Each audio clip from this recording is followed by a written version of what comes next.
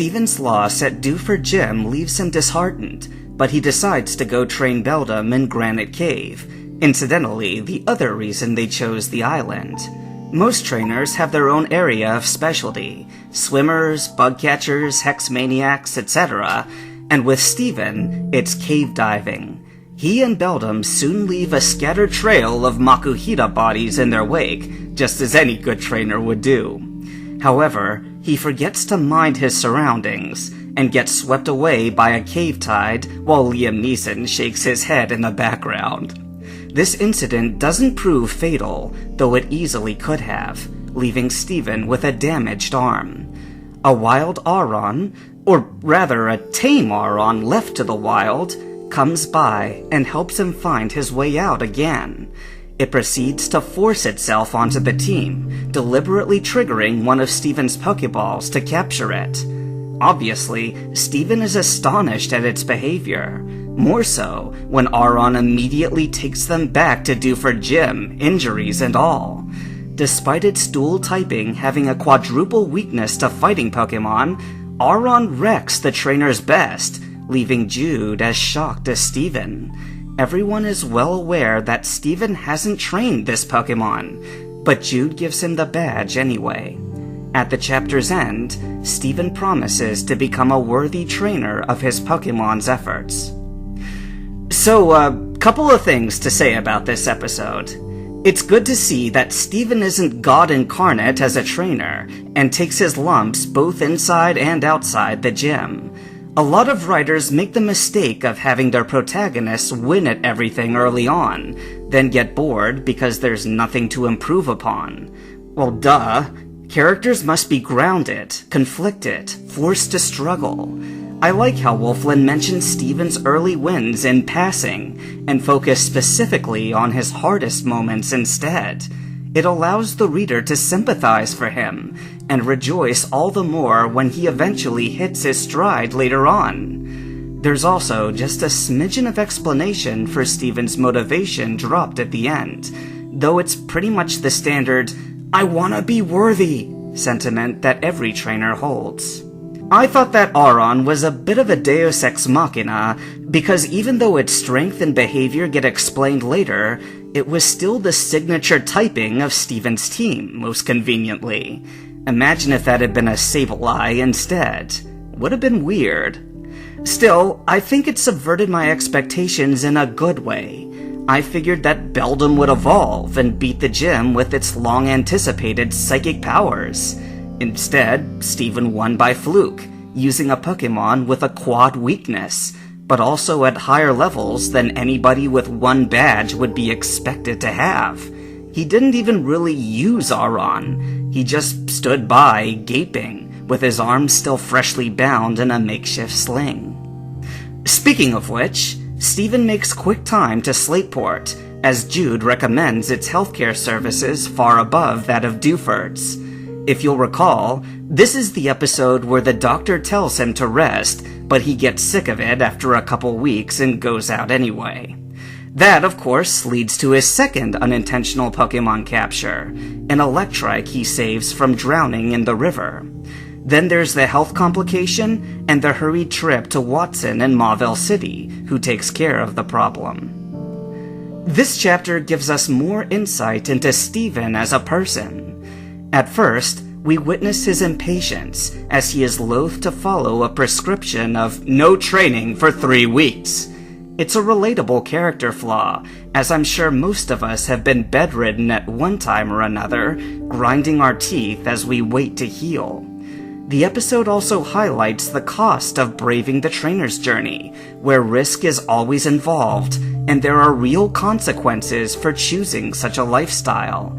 They're not glorious either. They're tedious and humiliating.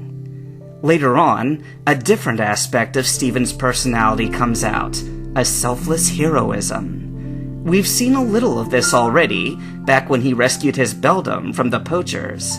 This time, however, the Pokemon he saved wasn't his responsibility, nor even a type he cared to have on his team. He just happened to be in the right place at the wrong time. The Electrike cost Steven several Pokeballs, got him in trouble for sneaking out, and forced him to march double time to Mauville. Oh, and there were probably more healthcare expenses billed to his trainer card. That's the thing about truly noble deeds. They tend to be inconvenient and costly. If they weren't, we wouldn't admire such behavior. But it turns out that Stephen doesn't even think twice. He just acts on his conscience. He has a hero's heart, and people notice over time. Now, with that said, I don't consider Stephen to be anything special as a trainer. Thus far, he's been depicted as relatable, but average, demonstrating a level of skill that most Pokemon fans possess. Despite his educated background, we never really see any particular or unique training method he employs. No aura linking, like in the Chosen One's journey, no deliberate, repeated exposure to type weaknesses, like in Phoenix Rising, no fighting with his own Pokemon or inventing moves, like in Ultimate Adventures.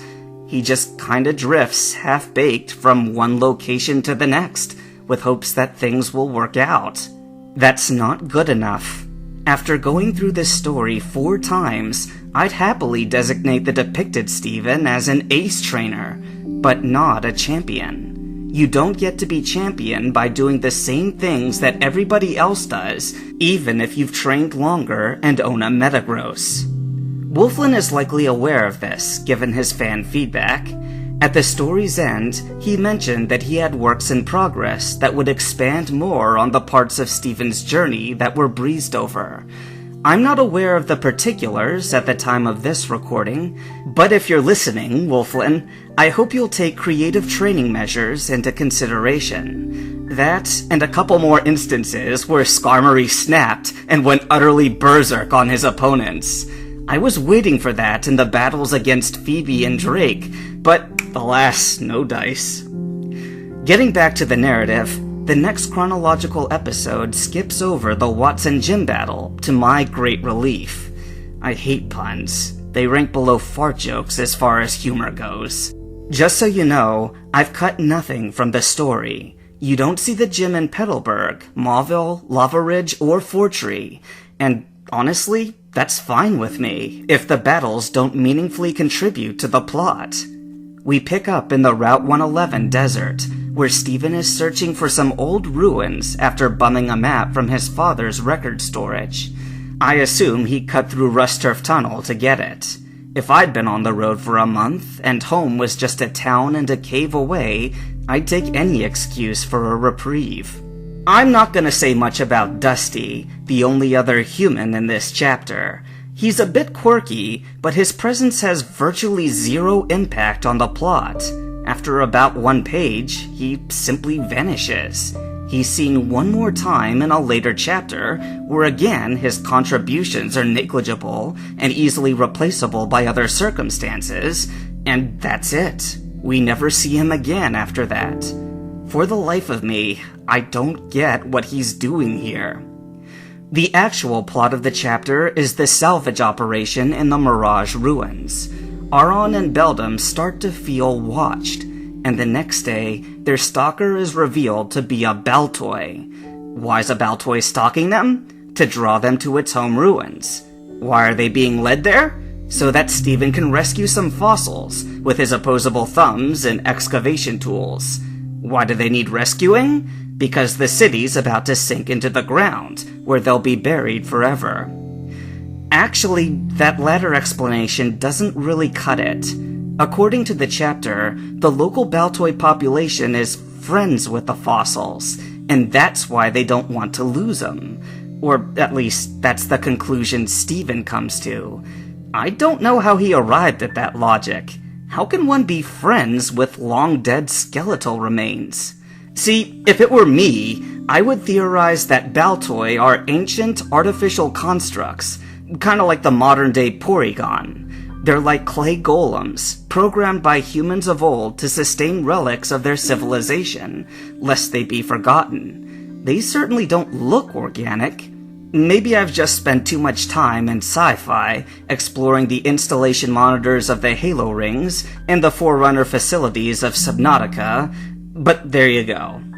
Because of this, The chapter felt more like a pretext for showing how Stephen acquired his Lilip, Anorith, and eventually his Claydol. Oh, and Metang, of course. It's several steps forward for him as a trainer, and it displays his selfless nature again, as one willing to put himself in harm's way for the sake of others. But, it didn't feel authentic. It seemed contrived to explain how Stephen got his signature team. What are the odds that Stephen's journey would take him into the desert at the exact year, the month, the day, the hour that the ruins were destined to sink? I feel I should take a moment and remind everyone that I still consider this a very fun story, well told, with likable, grounded characters. It's why I set aside about 200 hours for this project. When I praise and critique in kind, it is because I am invested in something that I find worthy of discussion. There is more of both still to come, and it's all in the name of wisdom, in refining the art of storytelling. So, bear with me.